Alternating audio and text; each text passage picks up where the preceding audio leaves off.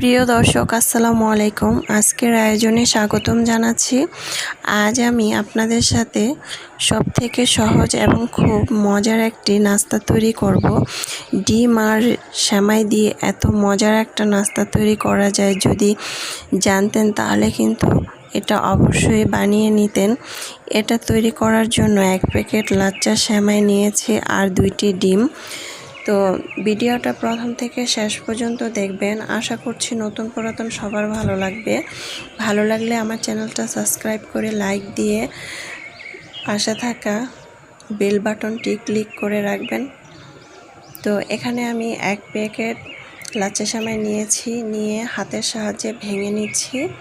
তারপর আমি এখানে দিয়ে দিব 2 টেবিল চামচ চিনি, স্বাদ মতো। আপনারা মিষ্টি বেশি খাইলে বেশি দিতে পারেন। তারপরে 2 টেবিল চামচ গুঁড়া দুধ, 1 কাপ পরিমাণ নারিকেল কুচি করে নিয়েছি। এখানে হাফ চা চামচ লবণ দিয়েছি। তারপরে আমি 2টি ডিম এভাবে ভেঙে দিয়েছি। তারপর আমি হাতের সাহায্যে এগুলো মেখে নেব, ভালোভাবে একদম মিক্স করে নেব। এই পিঠাটা কিন্তু খুবই মজার খেতে। আমার প্রসেসটা ফলো করে বাসায় একদিন ঝটপট তৈরি করে ফেলবেন।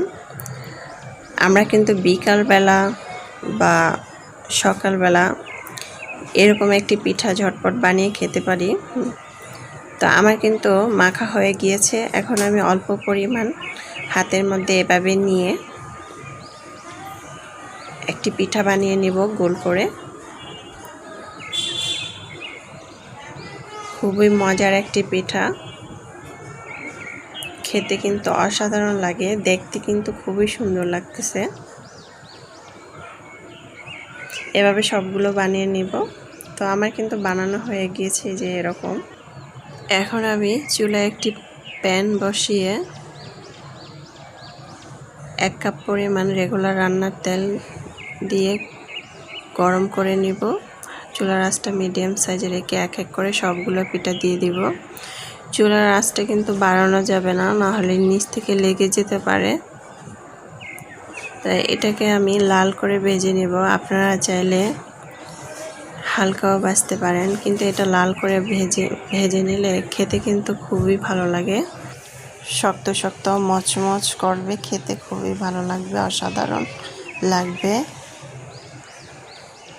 এখন আমি উল্টিয়ে দিব, এপাশ ওপাশ করে দেব। চুলার আঁচটা কিন্তু মিডিয়াম সাইজে রাখতে হবে, নাহলে নিচে দিয়ে লেগে যাবে।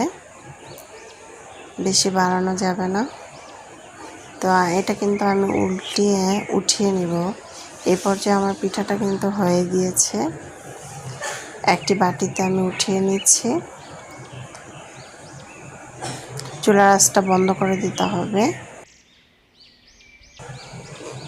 এখন আমার পিঠাটা উঠানো হয়ে গিয়েছে। খুবই ভিতরে সফট, দেখতে খুবই সুন্দর লাগছে, খেতে তো আলহামদুলিল্লাহ।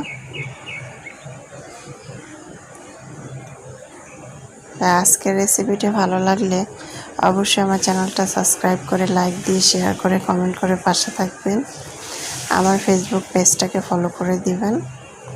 আশা করছি নতুন পুরাতন সবার ভালো লাগবে। আল্লাহ হাফেজ।